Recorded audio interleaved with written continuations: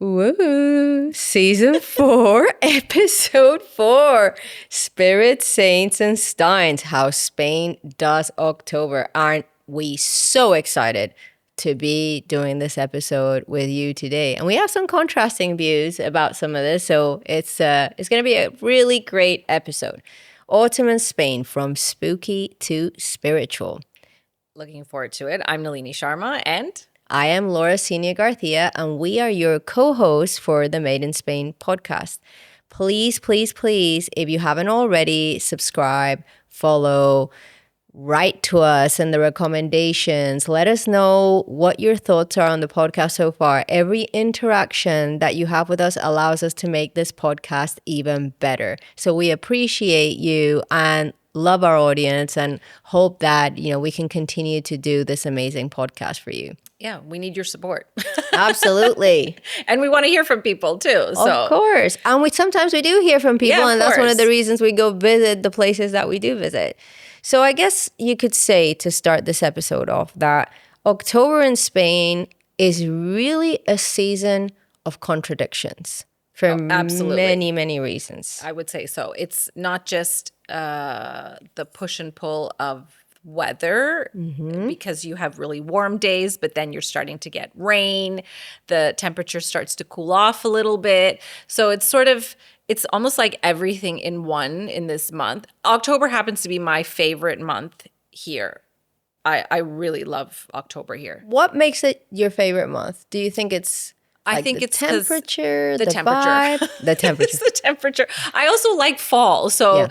I mean, people often think that Spain is just hot all the time, but it isn't. It's not tropical. It's considered almost subtropical. So you actually have seasons. You have a autumn season. You have a winter season, even though it's short, spring and summer. So autumn has always been my favorite season. That's why I happen to like October. I think we have to be real.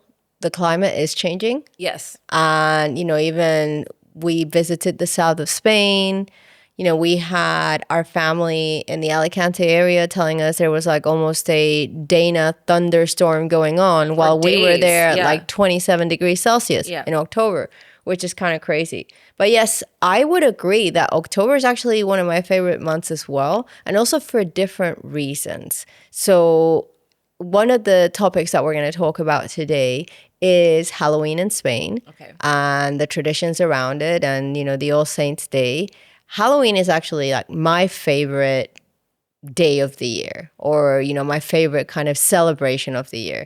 And it's funny because I think it's the opposite for you, right? It is literally the complete opposite. I don't like Halloween parties. What is it that you don't like about them? Okay, Halloween in North America to me is just pointless. I mean, I have to buy candy and I have to hand out candy. Then I have to send my children out to collect the same amount of candy, which I don't understand it. I've never understood that commercial aspect of it. In the schools, the parties, the costumes. I can't stand any of the costumes. Especially for women, because Halloween as a child, you would when I was a child anyways, you would maybe make your own costume, or you would have like little bits that your parents would buy, and you put on some face makeup with your friends, and you go out with a bag, a grocery bag, or a pillowcase to collect candy. Now, all these Halloween stores, by the time you're done, it's probably $500 on something that you end up throwing away, or I don't even know what you do with a used Halloween costume because nobody wants it. Of course not. Yeah, it's but it's interesting though how it does feel like it's culturally different. It's very commercial there. Yeah, and it has evolved in different ways. And I have to do a shout out to our friends Iwan and Bunky, who is a big fan of the podcast, because I remember last year, for some reason, their costume really stands out in my head because they were dressed like Colonel Sanders and like a bucket of fried chicken.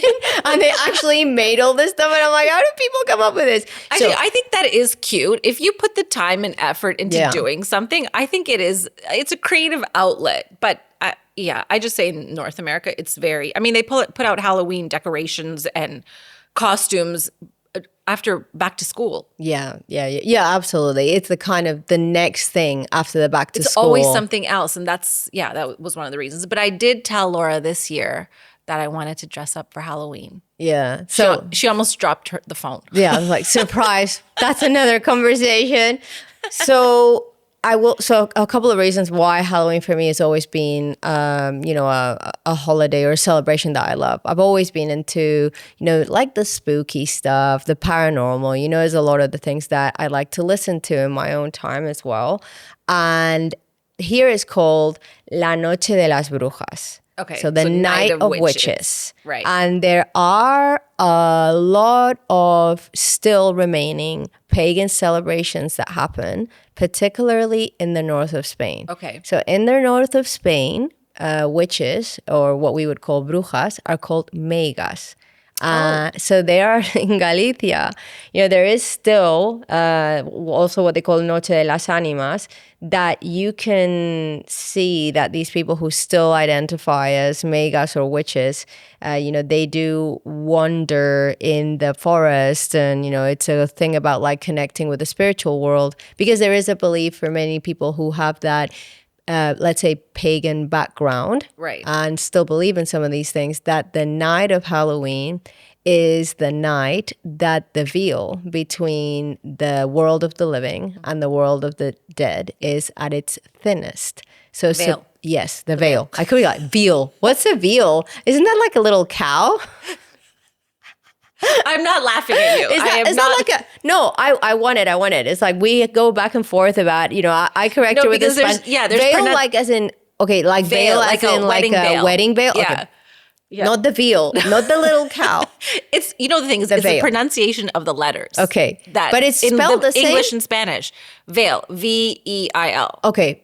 So the veil, supposedly between the world of the living and the world of the dead, is at its thinnest on Halloween. So there are a lot of different spiritual rituals that happen in this country still. Okay. And Halloween just generally, it comes from the festival of Samhain, and it does mark the end of the harvest and the start of the winter. And it's believed to be that, moment, you could say. So I will say some of my favorite Halloween costumes that I've ever got to wear. I think when I was a teenager, I went full on and dressed like Marilyn Manson. But, there's two ways to do Halloween. Yeah. People do this kind of like sexy Halloween where you're like, I think that's all it is now. Well, for me, that's all the costumes available to women. Exactly. For me, it's always been more about really trying to get spooky. Yeah. So, when I dressed as Marilyn Manson, I had white contact lenses on. Ooh. And my mom was like, oh my God, you look like the girl from The Exorcist. This is horrible. And then I did another one that I did that was quite cool, was a evil version of Alice in Wonderland. That was a lot of fun with cool. Tears of blood and that kind of thing. So yeah, I absolutely love Halloween. I think it's a lot of fun. But now here, you got kids trick-or-treating and that kind of thing. That was not the case 10 years ago. Do you get trick-or-treaters here at your house? The weirdest thing is, yes, I've had trick-or-treaters over the last couple of years, but it's been a couple of weird situations where, older people trick-or-treating, and I'm like, what are you doing? Like people in their 20s, I'm like, you're freaking me out, leave, Oh, that's like, strange. Yeah, very strange. So that was actually scarier than anything We get else. Trick-or-treaters, a few. It's actually just the neighbors' children that come. They have 4 kids. They know they come to our house, and I just give them the entire box or bag or whatever of candy. Leave me alone. Don't come back. I'm back. just like, okay, happy Halloween, bye. And I shut the lights. Yeah, exactly. Like, goodbye. I don't remember any Halloween costumes of my own. Only as a child, maybe a clown. Yeah. I think clowns are super creepy. I had a clown. And then when we were Were teenagers. you a creepy clown or? No, just whatever my mom bought. And as teenagers, I dressed as what I thought was a punk rocker because I sprayed my hair pink. Oh my God. That's what I thought. And then, we just went out and, I don't know, got candy and came home. That's all I can remember. Do you have pictures of this? I do. I want to see it. With pink hair. So when we were doing the preparation for the episode, I did have to laugh thinking about, the past basically. And when I think about when I was able to really do Halloween, was teenager, early 20s. And what was funny is that, you have this very serious day after Halloween here. Yes. It's the All Saints Day. Yes. Now, Halloween, if it fell in the right time of the week, was a big party night. Like you go out and party, and as you know here, that means very late. And then the following morning, you get up and you have to do this very somber activity, which is you go to the cemetery. You have to go clean the graves of the people who are your loved ones who are no longer there. You respect your loved ones. You take flowers. I think it's the day of the year that flower shops make the most money. It's actually, I was telling your mom this yesterday, that I happened to be at the local weekly market a couple of years ago, and it was just how All Saints fell. Yeah. So I guess they were buying the flowers either for that day or the following day. And I have never seen that many abuelas at the flower market. Abuelitas. It was like 5 deep, and they're all fighting for the flowers, and it's never like that. I'm by myself when I go. I get my flowers and I leave. It was insane. I did not know what they were doing and why it was that busy.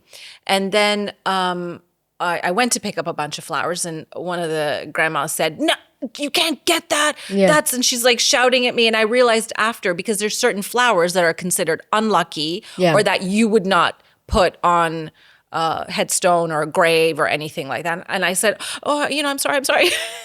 I bought what she told me to buy, even though they were just flowers for the house, for the kitchen table."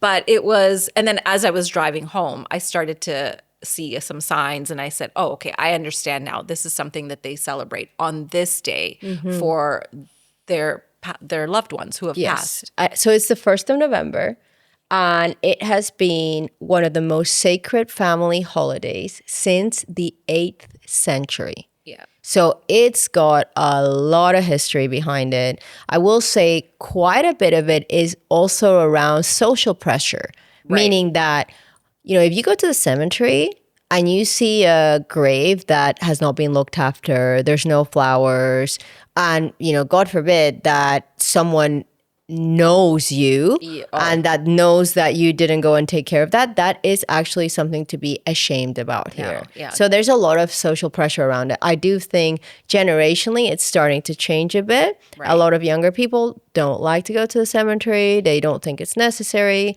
and all that. But here, like the abuelitas and the abuelas, they're going to make a very big deal out of that. It's not a day of celebration. It is a day of, reflection, a day where you honor the people who have passed. One of the sweets that is consumed during the All Saints Day is something called hueso de santo. So it's the saint bones, and it's marzipan. They make them into, it's like, kind of sounds pretty creepy. Like, oh, you're eating bones out of a saint. It's like a marzipan bones with sweet egg yolk filling, and it originated in the convent in Madrid. That's where they, So there's a lot of, and also panellets. And they are like little balls that are, that have like little pine nuts around it. Oh, okay. And almond. They're made with almond and pine nut. And those originate from Catalonia and Valencia. Okay. So, and that is specifically for All Saints Day. We're specialized in having sugar and sweets for every single, even when it doesn't make sense. So one thing we wanted to make sure that people understood is there's a huge difference between All Saints Day here in Spain, which is November 1st, right after Halloween, and El Día de los Muertos. Yes. Do you want to talk to us a little bit about that, Nalini? Okay, so Dia de Muertos is on the UNESCO's list of intangible cultural heritage of humanity. Now, it's an Aztec celebration or custom from 3,000 years ago. So they would honor the goddess of the dead, basically. I cannot say her name. It's a very long Aztec name. I tried to pronounce it, but I couldn't do it. So she, in English is, Lady of the Dead. They traditionally would celebrate it for a month, their past ancestors, in the month of August. Right. But when the Spanish moved to, started to move around the world and brought their Catholicism with them, it changed a bit. So it became more in line with All Saints and All Souls. Right. So the 1st and 2nd of November. And in different parts, it's celebrated mostly in Mexico, throughout Mexico, various cities. But in parts of Latin America, it is celebrated, but not as big as they do in Mexico. So what I think is very interesting about, people probably see the what you Catrina, call? La Catrina. So I actually read a really interesting article about that face painting. So that was originally sort of a satirical cartoon published in a paper of this, pretty woman, but like a skeleton. Right. And it was to tell people that whether you're rich or poor, death has no distinction. It's coming for all of us. So just accept it. What a lovely thought. But I actually find, in a way, though, it is, and I mentioned to you, I find sitting in a cemetery, I'm not going to say like pleasant, but I find sitting in a cemetery quite calming and relaxing. Right. I think there is something about accepting that we're all going to die, understanding that that is where we're headed, that also makes you more grateful for the experiences that we get to have. So for me, I know some people are kind of creeped out by these days, but that's why I actually think they're a good reminder of what we're lucky to experience in our life. Well, also, I think it gives you a chance, the way that it's celebrated in Mexico. It gives families a chance to celebrate, pause, and to have that closeness with the ones that have passed. It's not. It is sort of a party-ish way. They drink and they have a parade, etc. And there's a festivity to it, but it's all behind the fact that they are honoring their loved ones. And you get to have that connection with them that day. So apparently on the 1st, they have an altar. Right. So in their homes, where you would make the special food of your loved ones that have passed. So what they liked. What they liked. Cool. So you do, I find it very, I don't know. It's to me, it's the same as if a recipe is passed down from your grandma or your mom. Maybe it's not your favorite thing, but by making it, it makes you feel close to what they've passed on to you. So they'll put their favorite fruits, their food. They'll play music, maybe a book. Each family has their own way that they do it. They have a parade. The towns have parades. They have the sort of those funny looking skeleton, like the one you have this there. One that's here. So, if you look at it, you think it's, I don't consider it scary. Not at all. I actually, and that's the reason I bought that one. I just love the colors. I mentioned that I actually bought that on a trip to Mexico for work in Mexico City. Yeah. And it just talked to me. I was like, oh, it's like so colorful. Yeah, and that's what they try to do. The special flower that they use are marigolds. Oh. So for the color. So marigolds have a very strong smell. But the reason they use it is because they say the strong smell will hopefully wake their ancestors to join the party. Yeah, the spirits that's so cool. To join the party. It's like their wake-up call, come hang out with us. You're saying all of this, and I'm picturing some of the also traditions that they have in New Orleans. Yes. With the kind of the voodoo, and when people kind of pass away and they'll do a parade. Yeah. It's like way different. Yes. So yeah, that's kind of what's coming to mind, is different ways. And total side note, but I have to mention this because it was something that really stuck with me. You talk about remembering your loved ones that have passed away. There is a place in Asia, and I'm just going to say in Asia because I can't remember the exact place or city. But there was a whole TED talk made on this. So I know this is not like a internet fake news or anything like that.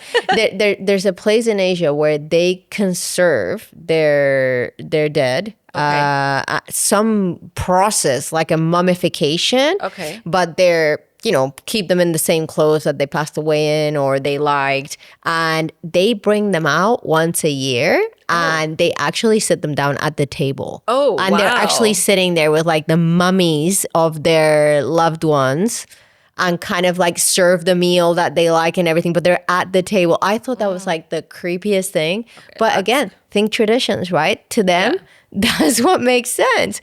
And, in Mexico, Day of the Dead, colorful. And, in Spain, the All Saints Day, a lot more somber, but it's still remembering your loved ones. And it's having a respect for the fact that we're all going in that direction. And that we have to also remember the people who are here. Did you see the movie, is it Disney? I haven't seen it yet. It's actually really nice. Right? It's really cute. What is it called? Oh, I can't remember. Il Something. Canto? I can't remember. I know the one you mean, where they're all like, they're all kind of. Well, he's looking, and he wants to do, this little boy wants to do something, and he's going to the big party. Yeah. It makes you want to take part in it, which is, I think it's really special that tradition in Mexico and parts of Latin America is in the mainstream and that we have respect for it. Yes. As well. It gives you an appreciation, Absolutely. Should we say what we're dressing up for as Halloween? No. Why not? Surprise. You can say it. Okay, so this might seem totally weird, but we're going to be zombie Peaky Blinders. Peaky Blinders. But the men in the Peaky Blinders. Yeah. Only because I'm the last person on the face of the planet to see Peaky Blinders this last summer. It's good. We're not going to dress up as what everybody else is dressed up like. Like that one Halloween when everyone had watched the Squid Games and everybody's dressed as Squid Games everywhere. Absolutely everywhere. Oh, okay. Well, we're going to be zombie Peaky Blinders. So watch out, socials. It's coming. And by the way, if you are watching this on YouTube or you are following us on socials, you need to check out the slice of life that we will be doing for this episode because we are going to be dressing up in lederhosen. Yeah. So on that note, let's move to Oktoberfest. So in Spain, we're not in Germany, obviously, but we talked about October, we talked about Halloween, we talked about All Saints Day, Day of the Dead. One of the things that has become a lot more prominent through, the last few years particularly, is the celebration of Oktoberfest.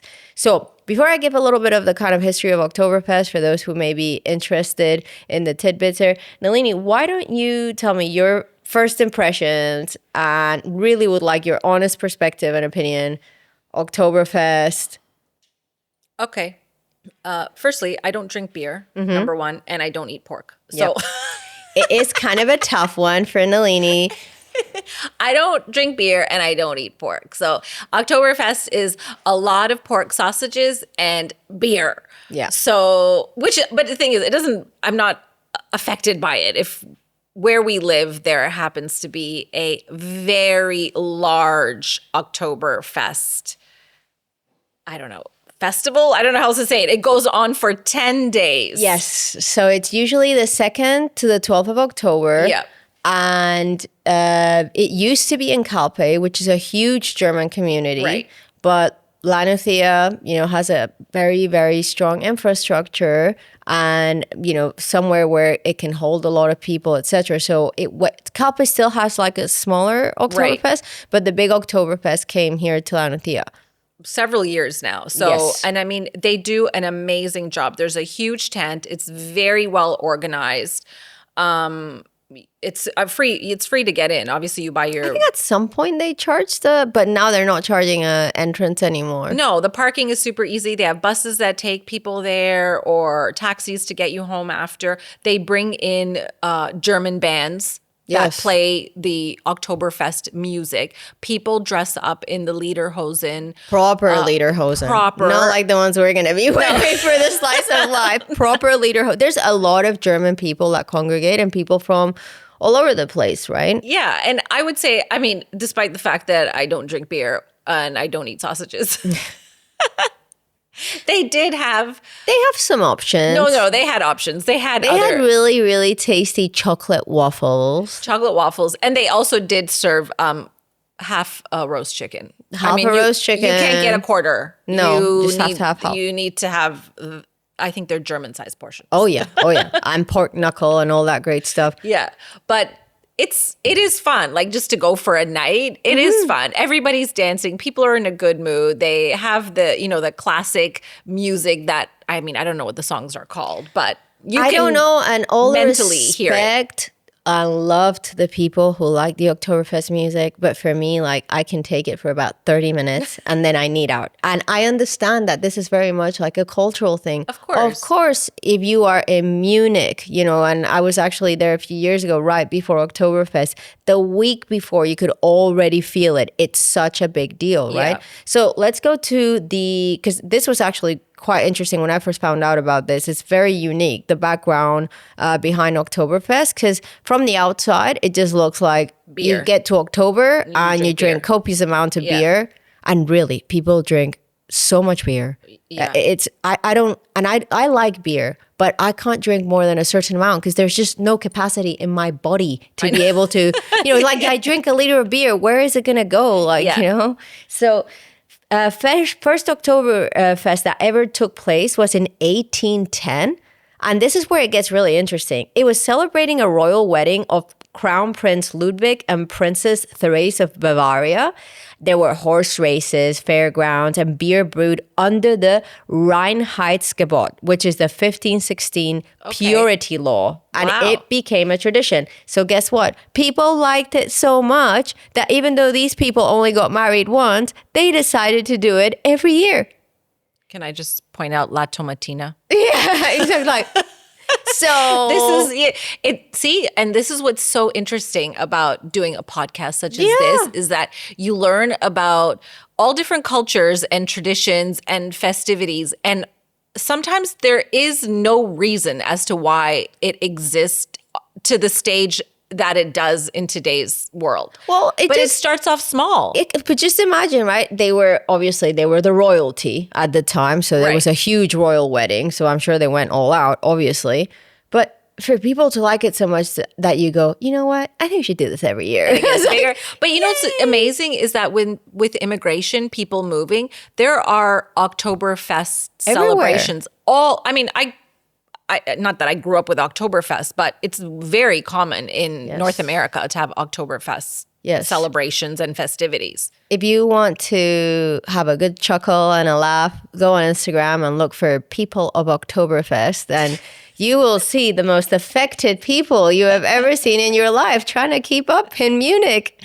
So that's a little bit of Oktoberfest, and now we are going to go to our Slice of Life. Yay. Slice of Life! Yay! Before we get into anything, we should just mention that we have a brand new sponsor, GoCo. Yes. Which, we've talked about them if you've been following our social media. Super excited to have them on board. It is a very clean energy drink. It has, I think, about 80 calories, about 95 mg of caffeine. It is sparkling coconut water that is caffeinated. So it is an energy drink, but it's also on the light side. You don't feel as if you're drinking, a really big can, an energy drink. We won't name the others, but you know the ones. Right. But I actually love it. And I've said this before, it would not be something, I don't drink energy drinks, but when I had this, I would not even think that it's an energy drink. I think the coolest thing that I like about GoCo is that it's really the equivalent of the caffeine that is within a coffee. So imagine like 1 cup of coffee, but sometimes I don't feel like drinking coffee. I don't feel like having something hot. I don't feel like having something that has that bitter taste of coffee, and then you get the infamous coffee breath. GoCo, it's just kind of a clean. It's very clean. And a little bit of a pick-me-up that you're not going to have to worry. So, for example, for me, I do drink energy drinks, and sometimes I know that I have a cutoff time, like, hey, 10 a.m. Laura, we have a cutoff time for you. Yeah. Stop being so intense. It's like, give me the energy drink. Put it down. Put it back. But this GoCo, it really does not have that. You know, I'd have to have like just 5 cans of this. Yeah. You know, to kind of go to that, you know, jittery, where it doesn't give you jitters. And I just think overall as well, it's also, if you look at the amount of ingredients in it, it's not the whole can. No, it's just a few ingredients. And it's just very light. It's clean, has a little bubble to it. I really like it. So yeah, so we definitely recommend you try and GoCo. And we will be talking a little bit more about the components and, you know, where you may want to try it, the flavors in our other episodes. So today, for our slice of life, we are channeling our inner German people. I think I should be called Helga instead of Laura for this. We are wearing our lederhosen. Come on. Like, you have to go check this on our socials. No, we wanted to wear this to Oktoberfest, to actually wear it to our Oktoberfest evening. However, it didn't arrive in time. So we thought we would just wear it for our slice of life. Yeah, our slice of life. And you're going to pour a beer. Yes. So I am pouring a German beer. Okay. From Munich. So this is a Munich beer, which is where, you know, like Oktoberfest kind of really comes from. This is called Franziskaner. Oh, okay. So again, Nalini doesn't like beer. So I'm going to pour just a little bit. I'm just going to, I'll smell it. Ooh, it's a lot of foam. Is that good? No, I would get criticized for that pour by a lot of people. Here you go. Pardon my reach. And then here, so I just love that when we record these podcasts, I'm like, oh, so what did you have for breakfast? Oh, beer and licorice. So good. Well, oh my God, that's still a lot of foam. Okay, so we have our beer. Actually, it's funny because we just poured a Franziskaner in a Mao glass. I know. And Mao is like a Spanish beer. Well, these are the glasses that we have. You use what you have. Exactly. So we don't have the big Steins. No. Maybe next year. Since now we have lederhosen, so I kind of feel like we have to. Right. So I can't. I'm not cheers. I'm gonna fake cheers you. Why? You're not drinking it? No. Oh, come on. Oh, I can't, Laura. I just don't like it. Come on, take a sip. No. Just a little sip. This is good. I don't like it. I'll eat the licorice bark instead. So she's not trying it, but I like it. I really like this Franziskaner beer, actually, I have to say. Okay. Tell us what you have in your hand. Bark. It's tree. This is a tree. It is the licorice bark that we actually bought at Oktoberfest. What is it called in Spanish? Regaliz. Right. Okay. So right. Right. That's what you call it. That's what it's called. I actually did look it up this morning to see the spelling of it, but it is native to the Mediterranean. So it grows wild here, but people use it as a breath freshener. They use it as sort of a digestive aid, and you just chew it. Mm-hmm. So yeah, it's licorice bark. This is where licorice comes from. I will say that this is like, you'll walk around Alicante, you walk around the cities, and they're selling this. And I remember as a kid, I was always excited when I saw it because I was like, yay, I get to buy it. But I don't like how it tastes. I just always got excited about it. Oh, really? Yeah, but I don't really like how it tastes. So as you said, we kind of got this in Oktoberfest. Mm-hmm. I think it's kind of good to take some of that beer, like breath away. It's a lot of... This is probably one of we've had some weird combinations on this show. Licorice sticks of actual, and again, if you're seeing this on YouTube or on socials. It's the tree. It's the licorice bark. Piece of tree. Yeah. I am really hoping there's no bugs in this. That's what I said to Nalini, is like, I cannot imagine if, something comes out of there. But anyway, so quick for a slice of life, we did want to just mention Thanksgiving, because we just had Canadian Thanksgiving at your home, and Nalini is an amazing host, and so is her family. Thank you. So Canadian, which I know it's Thanksgiving, but I'm from Canada, so we call it Canadian Thanksgiving just because of the dates, right? Just because of the dates. Differentiate the date. So ours is the first or second, basically the second weekend in October is Canadian Thanksgiving, and American Thanksgiving tends to be towards the end of November. American Thanksgiving is actually, I think, probably the biggest celebration on their calendar year. I believe so. I think it's bigger than Christmas. in a way. So Because once you have that sort of long weekend, Thanksgiving long weekend, you immediately then go into the whole Christmas, the decorations. I like, that's why they always have that Black Friday sale on towards the end of November. But typically for Thanksgiving, you make, a turkey or a ham. We had turkey and all the sides. I like all the sides more so than the turkey, but you have the potatoes, you have salads, you have sweet potatoes. Your mom made a lovely pumpkin pie. I just love the fact that for me, and I love that's what you focus it around as well, is around Thanksgiving. It's around gratitude. It's around being thankful for the things that we have, even during the tough times. Yeah, and I think it's also a nice inclusion of just the people that you have in your life. Yes. You have them over.